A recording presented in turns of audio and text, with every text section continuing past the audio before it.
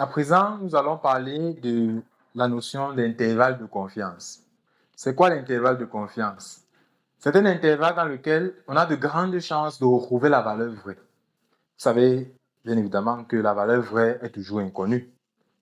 Donc, comment trouver l'intervalle de confiance associé au résultat d'un mesurage? Alors, quand on dit que c'est un intervalle, notons ici que la valeur mesurée, qui n'est pas la valeur vraie, est notée petit n. C'est-à-dire que nous avons vu comment calculer l'incertitude élargie,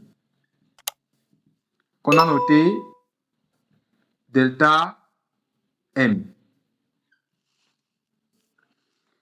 Lorsque nous voulons l'intervalle de confiance, il faut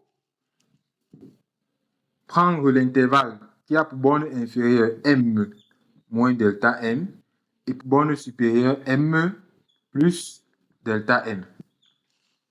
Donc, on a en fait sur une droite comme ceci. Ici, la valeur mesurée. Ici, la borne inférieure m moins delta m. Et ici, à égale distance, on a la borne supérieure m plus delta m. Donc, c'est cet intervalle-ci qu'on appelle intervalle de confiance. Dans cet intervalle, on aura donc de grandes chances de retrouver la valeur vraie. Bien. On va prendre un exemple, toujours pour le cas du mesurage de la masse d'un objet qu'on a effectué là, ayant déterminé déjà l'incertitude élargie, on va trouver l'intervalle de confiance associé au mesurage de la masse de cet objet.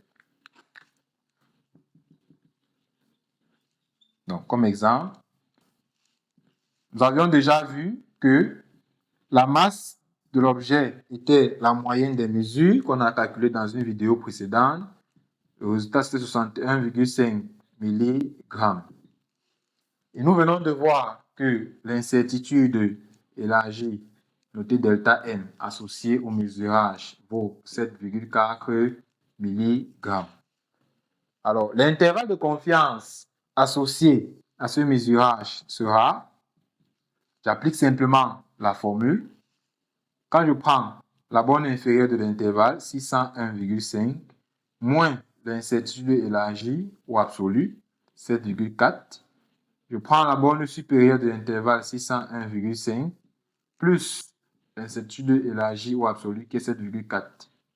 Donc, vous pouvez mettre une pause sur la vidéo et effectuer le calcul ici. Et là, vous trouvez l'intervalle de confiance égal. Nous sommes entre 594,1 et 608,9. Je rappelle que ces valeurs dans l'intervalle sont en milligrammes. Donc, voilà l'intervalle de confiance associé au mesurage de la masse de notre objet. En fait, qu'est-ce que ceci signifie? Ça signifie que la valeur vraie de la masse de l'objet est comprise entre 594,1 mg et 608,9 mg. Donc, on peut aussi donner l'intervalle de confiance, non pas sous forme d'intervalle, mais sous forme d'encadrement. Et je vous laisse le soin de le faire parce que l'encadrement, vous l'avez vu en classe de troisième.